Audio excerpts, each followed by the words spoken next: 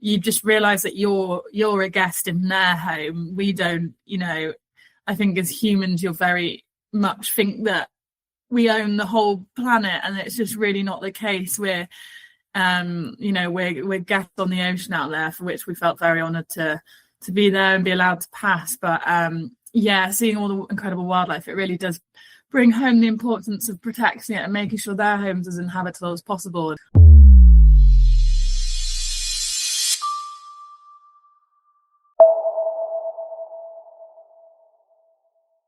Hello and welcome to the Ocean News Podcast, another Friday special interview, a treat for our regular listeners because this week we are talking with Jessica Rowe and Miriam Payne, and if you think you recognise those names, it's because you do. They are, of course, the duo that makes up Seize the Day, the first women's team to row the Pacific Ocean non-stop and unsupported. And in this context, Rowe and Payne seem to be the perfect names for the pair. But they achieved the amazing feat nevertheless, doing so in just 165 days at sea. It was a journey that took them from Peru all the way to Cairns in Australia, rowing a distance of 8,213 nautical miles, overcoming sleep deprivation, body exhaustion and equipment failures along the way, relying on wit, grit, determination and a lot of banana plant snacks. After nearly 6 months at sea, the pair are back in their respective homes here in the UK, Jess in Hampshire and Miriam, or Mims, back in her landlocked town in Yorkshire. Having completed the incredible feat, the pair are back on dry land to tell the tale and spread the inspiration far and wide, with a book deal, a series of children's books in the pipeline, as well as a brand new Seize the Day Pacific Ocean rum, which we are yet to sample. Over the course of their journey, the Seize the Day team kept readers of Oceanographic up to date with regular column slots. So it was good to catch up and reconnect with the pair, having now completed their incredible ocean odyssey. Well, listen on then to hear of stories of endurance, of ingenuity, and yes, there is a story about underwear. Maybe we start right at the beginning, and where did that kernel of an idea for taking on such a mammoth challenge came from? So we were both actually taking part in the Talisker Whiskey Atlantic Challenge, which is now called the world's toughest row. So it's a 3,000-mile race across the Atlantic Ocean in rowing boats, and Mims was rowing solo. This is in 2022, and I was rowing as part of an all-female team of 4. So we were sort of chatting a little bit in the lead up to the race, comparing notes, and then properly met in the famous Blue Marlin Bar in La Gomera in the Canary Islands. And then we were both in Antigua at the finish and both decided that we absolutely loved our time at sea and that we wanted to try and do a bigger challenge together. I think we both had the idea of the Pacific actually during our rows, because I remember having a phone call with my mum, and my parents became quite good friends with Jess's dad through our Atlantic crossings and daughters doing these silly challenges. And I think Jess had not long finished in Antigua, and Mum said, Nick said that Jess is quite keen to do the full Pacific one day. I said, that's funny, because I was thinking about that yesterday. So it really, I think, was just inevitable. There was sort of no ringleader. It was just, well, this is the obvious thing that we're going to do once we sort of figured we were definitely going to do another ocean. How did you both get into this, though? So what, did you both grow up in ocean-focused families, or rowing or sport sort of focused families? No, I'm from a landlocked town, and I'd never actually been at sea properly before I got my boat for my Atlantic crossing and started training. So I don't really know where it came from. I think it was the sort of idea of the challenge and learning something totally new. I mean, my dad used to row when he was at school, when he was about 13 or something, but that's kind of the most. I'd probably get my adventurous streak off him, I think. But yeah, I hadn't really done anything that crazy. I'd done Kilimanjaro, but I hadn't even run a marathon or anything like that. So I don't know what gave me the confidence for it. But yeah, learnt to row at university. Up in Glasgow, spent many a freezing, cold, wet, windy day on the Clyde. And then in my second year, just signed up to the Atlantic, and yeah, that's how we met. And what about yourself, Jess? So I've sailed and windsurfed from a very young age, and all of the holidays that we went on as a family were to sort of North Wales and sort of Devon area. So spent lots of time in the water and on it. And then, I went on to do rowing at school. So I did a few years of rowing on the Thames at my school near Reading. And then decided after leaving school to join the yachting industry. So I went and did my yacht master in Florida, and then spent 7 years in the yachting industry, working my way up to be a first officer. And I'd known about the Atlantic Rowing Challenge for a while because my dad actually took part in it in 2005. So kind of it was always, it was in the head that I wanted to do it. Yeah, and how did you guys find rowing in terms of its accessibility? And I guess a question that I'd really like to ask is about whether you were environmentally minded or aware of sort of the crisis or the issues that the ocean is facing before you came into that, or did rowing open your mind up to sort of that side of things as well? I think a little bit. I think rowing is a sport. I don't know what misconceptions people have of it, but it is really accessible. There's loads of ways to do it. There's sort of river rowing, there's coastal rowing, there's gig rowing, and all the clubs are always so friendly and happy to have people involved and do loads of learn to row sessions. So it really is a fantastic sport for people to get involved in, and very social, but also gets you really fit. So would really recommend everybody having a go at rowing. But yeah, on rivers as well, you do see a lot of rubbish, and you do see a lot of bits and pieces in it, and it is quite sad. So you are aware of that. And then I think, just by nature of the Pacific, you were aware of the Great Pacific Garbage Patch. We didn't see a lot of massive pieces of rubbish, but obviously that there's a lot of microplastics in there. But seeing all the wildlife and the whales and the dolphins that we did, you just realise that you're a guest in their home. We don't, I think as humans, you're very much think that we own the whole planet, and it's just really not the case. We're guests on the ocean out there, for which we felt very honoured to be there and be allowed to pass. But seeing all the incredible wildlife, it really does bring home the importance of protecting it and making sure their homes as inhabitable as possible, and not creating any more damage. We really, you want to leave it in the same place you left it. You don't want to do any harm by doing these challenges. Interesting. And what about yourself, Jess? Was that part of the mindset going into this? Was there an awareness of those issues? Yeah, definitely. So we basically also tried to do our best to work with brands who had sustainable packaging. I mean, we had this really cool brand called Luchos, and they were like energy guava blocks that were wrapped in banana leaf. And obviously we kept all of our rubbish with us on the boat, and got rid of it when we got to Australia. So we had to be really careful about what kind of things we packed. And the brands we worked with, we thought it was really important to make sure they are sustainable as well. Amazing. That's really good to hear. But I feel like we've leapt into the middle of a conversation. So we were talking about sort of how you got into this, but then the idea that formed when you two met, having done the Atlantic. How did the story go after that then? What was the sort of like the training period that you guys went through, and then all of that preparation time before you actually set off on the Odyssey? Pretty hectic. So we started preparing in the sort of, I think, May, June time after our Atlantic crossings, maybe even sort of slightly earlier. And then it was, for starters, what country do we actually leave from? We knew we'd finish in Australia, but didn't know where, but at least it's a big target, hey.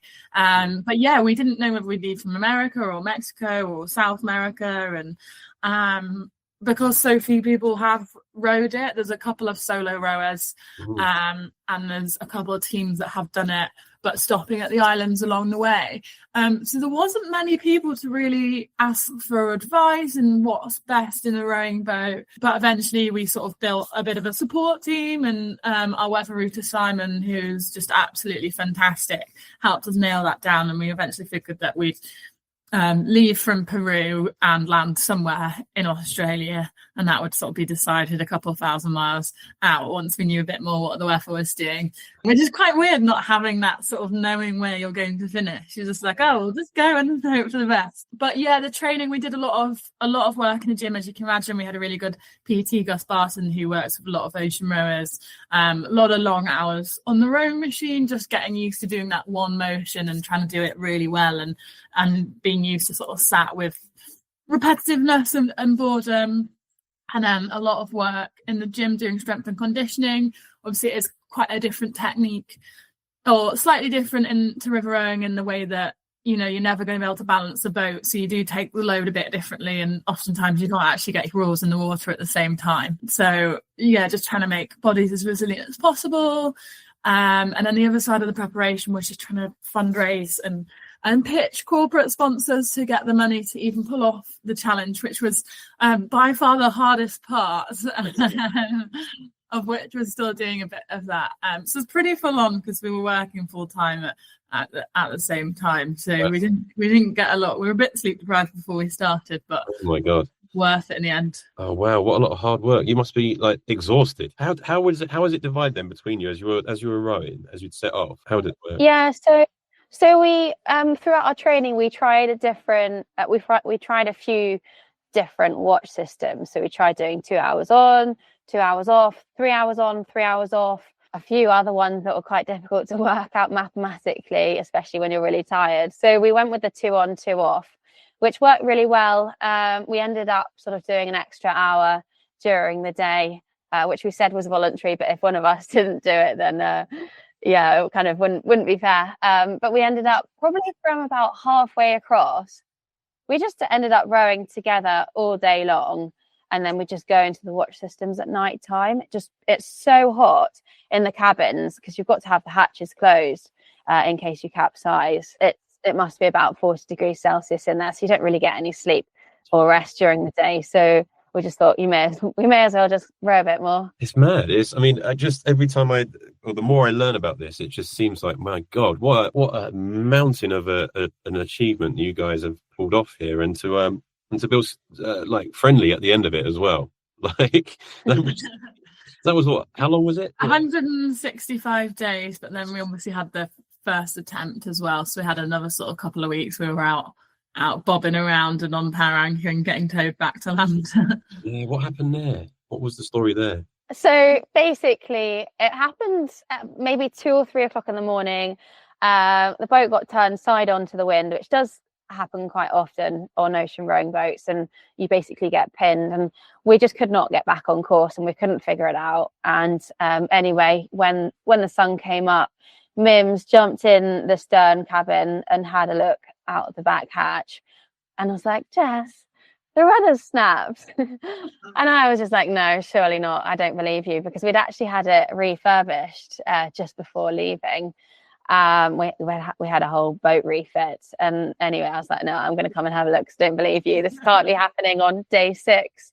And anyway, it had snapped and the bottom of the rudder was floating to the surface, and it took quite a few hours for us to pull the rudder off, get it on deck, and we weren't too worried at the time because we had a spare rudder.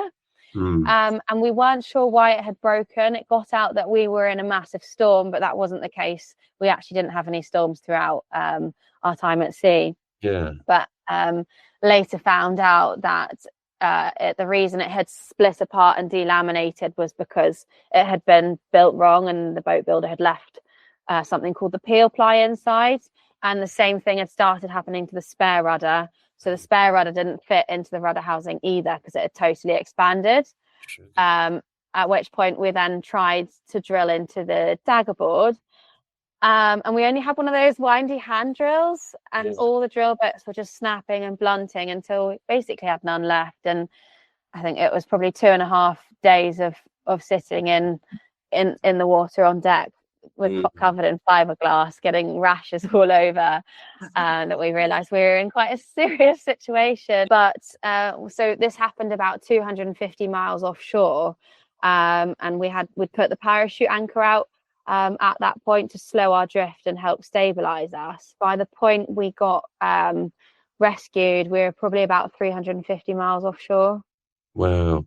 Oh, that must have been such a quite disheartening at the time. Like, did you think that was it then? Did you think that it was over, or did you know we're going to go back and we're going to set off again? We were always going to try absolutely everything. There was no sort of like, we're not quitters, but the worry was being able to get a tow back. And I just remember thinking, I'm pretty there was talk of the Navy coming to get us, and then our friend Alec, who knows the head of the Navy, said, the Navy will come and give you tow. And then I just remember thinking, I'm pretty sure we're in international waters. I don't think that's going to be possible. Yeah. And there's very few boats around in Peru. There's not heaps of sailors. So I got a bit worried at that point, because I thought, how on earth are we actually going to get back? And then, our friend Alec, who we'd met on our second night in Peru and spent almost every evening with, and became really good friends with, he was about to set off to sail around the world, and he said, I'm coming to get you. Paused his sail and came and towed us 350. We drifted to about 350 miles out by that point, and came and towed us all the way back to land over about 8 days. And we were going upwind, and he was tacking the whole way, and totally saved us. Oh wow, what a hero!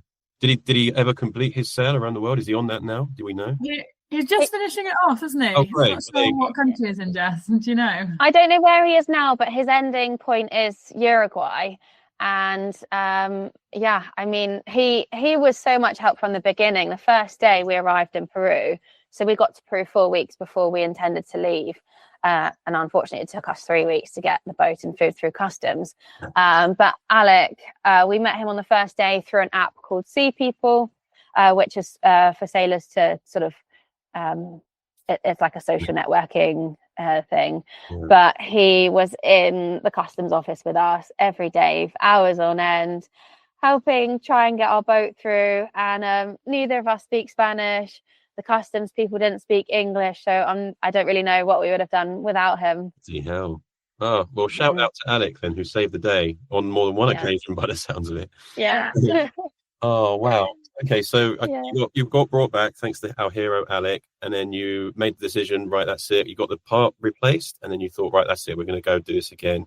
What was that feeling like when you got past that 250-mile, 350-kilometer mark when where you were stopped last time? There was a lot of relief, but there was also a lot of stress, because everything went wrong on the first week of the restart again. Basically, we started having major power issues from the start. And for a while, we were convinced that the Polynesians navigated by the clouds, because we didn't see stars for about 2 weeks. But basically, the batteries just weren't holding power. And at first, we thought it was just the clouds. But once we sort of got 3 or 4 days, we realised, no, there's actually quite a serious problem with the power, of which we never actually, despite trying everything, never actually managed to figure out. So we basically just slowly started switching everything off, and then the priority became just trying to have the auto helm on at night, and then we're most efficient. And then and I think it was day 6 or 7 of the restart, which was pretty much the same day that the rudder broke. The water maker pipe burst, and we sent a photo back to land. And Jim from Mactra Marine, who's an absolute legend and expert in the water makers, said, I hate to tell you, but your water maker's been fit with pipes that aren't rated for the pressure. I hate to tell you, but it's going to keep bursting. And although we obviously had spare pipe, we didn't expect it to be fit wrong. So we didn't have quite enough to replace what we needed. So again, it just became managing all these problems. So while we were very relieved to get past that point, we were also just quite stressed, because we had a lot of problems to manage, and we were a bit worried. We were thought, what else is going to go wrong? Are we going to be forced to divert to an island because we get a marlin striking the boat and it starts sinking, or like knowing our luck, something else is going to happen? So yeah, it was a little bit stressful. What a showcase of actually going into this. You think you know what you've got ahead of you, or what you've got prepared, and I guess it just shows you've got to be so reactive and resilient to when these things pop up, right? And like, oh my god, you had to be a bit sort of quick-witted, right? And I think there was a story in which you had to quickly make a quick fix of something using an item of clothing. Yeah, so when we ran out of when the pipe sort of became too short, because we'd had to keep slicing the ends off to use the water maker, we ended up having to use the manual hand pumping water maker, which is something you'd only really have to use if you ended up in the life raft or something. It's actually harder than rowing. And I remember the first day we used it, we sent a message via the satellite phone to our personal trainer saying we should have trained more arms, because this is really hard. But it basically only makes 3 litres an hour, whereas the electric water maker makes 30.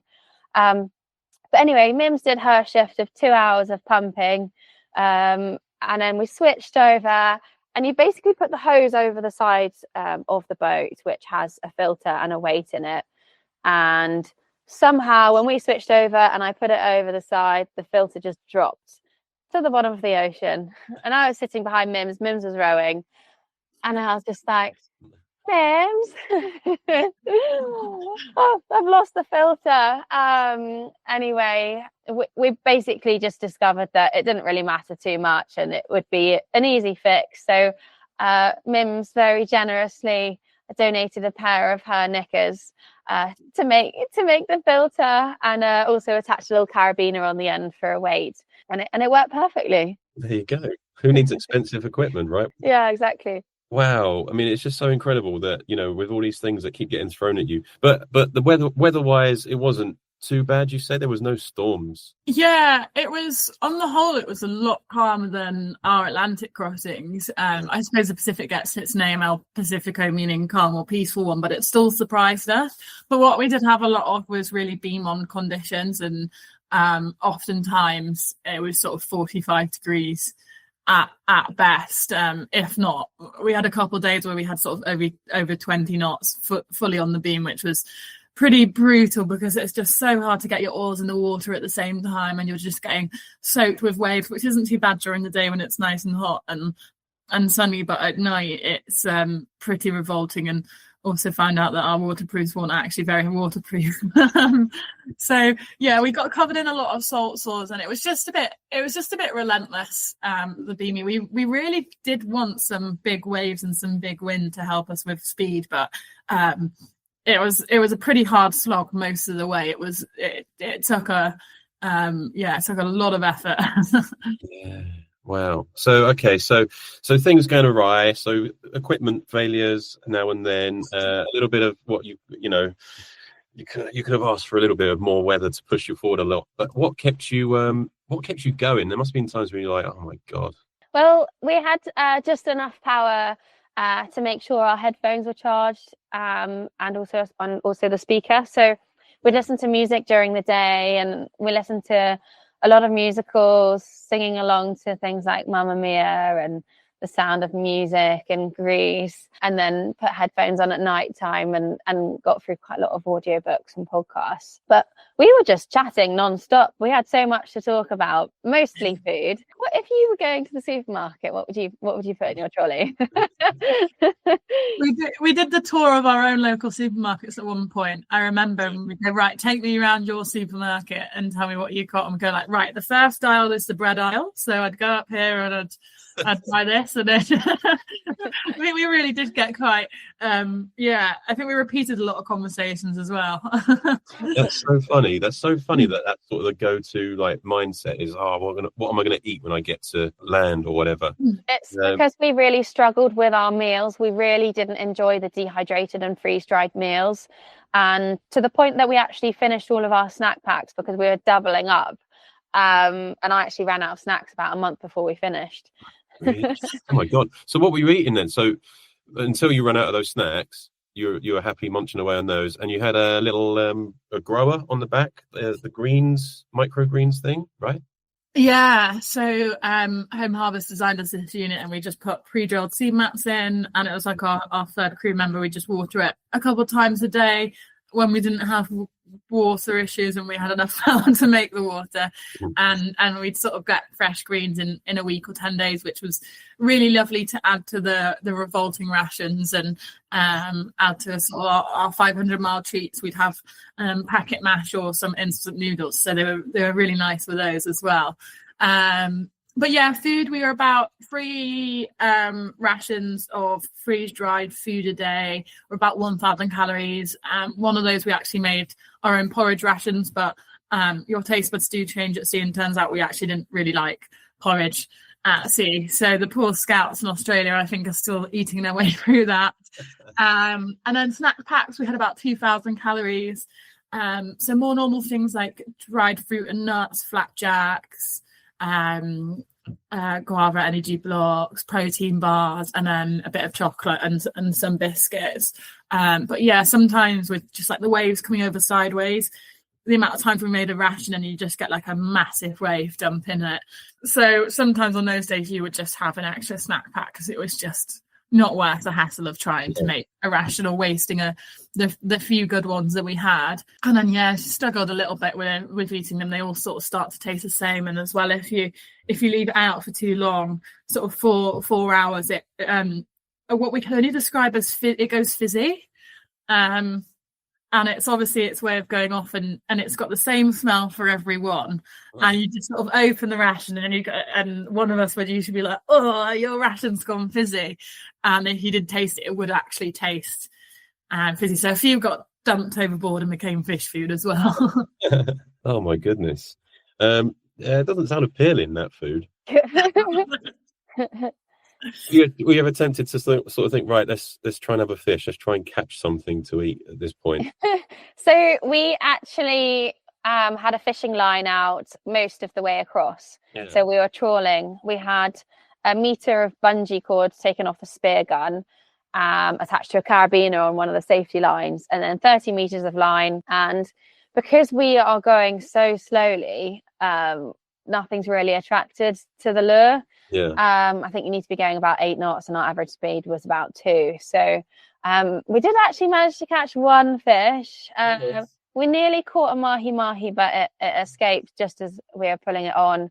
But we caught a yellowfin tuna, which was incredible. It was quite far along in the crossing, but it was one of the biggest highlights, and we did actually manage to eat the whole thing. Oh wow. At that point you must have felt like, I'm feeling like one with the ocean now. I've just caught my dinner from the sea. I am part of this. Was there a moment actually that you were in, like, where your mindset really sort of shifted? I think when we did the restart for the first maybe like 40 days, I mean, we were really happy to be out there, but we were like, all the problems we had, we were quite stressed and like a bit down in the dumps just from managing it. And I remember there was just one day, I think, where it just flipped like a switch. And obviously we had like bad days here and there, or days when we were a bit grumpier, but we had one day where it felt like it just flipped like a switch. And we were like, hang on a minute, like despite all these problems, we get to be here. And our mindset just, I think, totally changed from there. And while there were hard days, we, part of our reasons for doing it was because we just wanted to be out there and out at sea. And also I think when you reframe it in terms of, obviously the end goal is like the ultimate goal, like crossing the entire ocean, but if you treat it like the experience is the goal, then you're already winning. And I suppose if all these things hadn't go wrong, then you wouldn't have all these good stories to tell at the end of it, and it wouldn't feel so worthwhile getting to land. So you just try and look at all these things going wrong. We'd sort of joke and just look at each of ourselves, and that's another chapter of the book sort of thing. So we just got to a point where we're really sort of peaceful and calm with it, and I think for me as well, like the night skies were when you'd almost sort of feel really at one with nature and the ocean, because you're just like, this is just pretty cool. I think every night it was just like a weird feeling, because especially when you've got no lights on the boat and you're just in darkness apart from the moon and looking up at the stars, and you're facing the wrong way because you're rowing and you can't see where you're going, and you're just sort of, it's like we said it was like riding a dragon in the night or something, but you just like feel like you're part of the ocean, and you feel so small as well, but you also feel like you're on top of the world. It's just like a really surreal feeling. I love that. I'm so jealous that you've got to feel that. That's amazing. Has it changed your perspective of anything now that you're, obviously the achievement itself is just massive, and again, major congratulations, but has it changed your perspective on issues like conservation or our awareness of the ocean? I think a little bit. I think it's always kind of reinforced. I mean, I grew up on a farm, so I was always kind of taught to respect land and nature and sort of the land that's around you.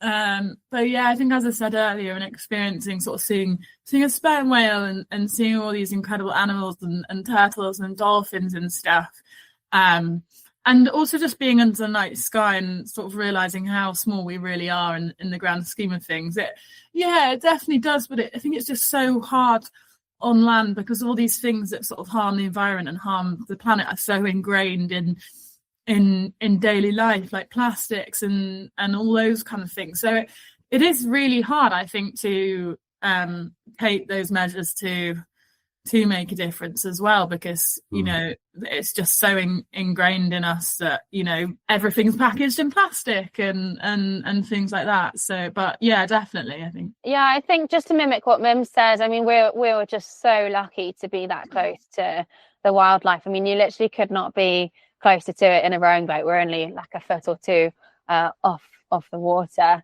And just also being able to show through social media, like the wildlife footage we got, and to show people, you know, if you look after the planet, then maybe you may see more whales and dolphins, you know, if you get the chance to go out to sea like this. Yeah, it's amazing. But obviously not everyone gets the opportunity to go out to sea like that, or in that way, but everyone should have the opportunity to feel connected to it, you know, whether it's here in the UK through our coastal waters and just the awareness and that reconnection of the beauty that we have, like, surrounding us and on our own back doorsteps, that we don't necessarily have to go and row the Pacific to experience that. But obviously this is leading into the matter that you guys did this in support of. We were raising money for the Outward Bound Trust, which they've got residential centres across the UK, mostly in Scotland and Wales, and basically children from disadvantaged backgrounds or kids who may live in cities and not be able to get outdoors that much. They offer them residential trips doing climbing, camping, abseiling, sailing, kayaking, loads of outdoorsy things, and they can learn lifelong skills through adventure that help them later on in their careers.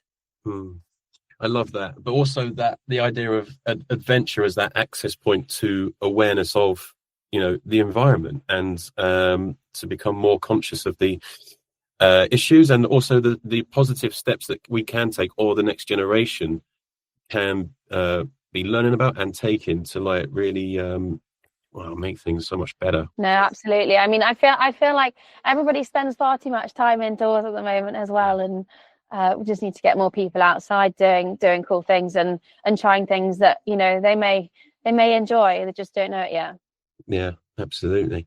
So what's next for you guys? Yeah, I mean, just trying to share the story, do talks at you know, schools, societies, hopefully try and do some corporate events, and then doing a few little challenges. I'm going to try and run my first marathon this year, which seems crazy that I've not done one yet.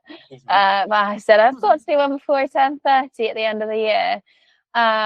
So need to actually get outside and get going with the training for that. But yeah, we're writing our book together, and then hopefully doing a kids book.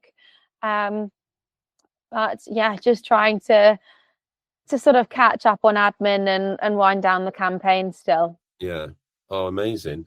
Yeah, a marathon at this point, having done what you've just done, that's going to feel like nothing, surely. Running's actually quite hard. I always say that I think I'm made for sitting down squats, because I always just find running really hard. Those plans sound amazing. The books sound really cool. I love the fact that you're, you know, taking this now and doing that youth engagement bit. That's just so inspirational, and what a way to use that story and that platform that you guys have now got. It's incredible stuff. So genuinely, like, best of luck with that. I hope we can follow that story as well as that all sort of develops. And yeah, just amazing, and mega congratulations to what you've done again. It's a really inspiring thing. I need to go and get myself a vessel, I think, and go and do a little row. I wasn't joking. Our boat's for sale, and you should definitely do a row. How much does a boat like that go for? Well, ours is probably about 70,000 for the work that we've done on it. Yeah, they're not cheap, sadly. Yeah. Actually, that's a lot. That's more reasonable than I thought. Oh well, it's yours then. Yeah, there you are. Sold.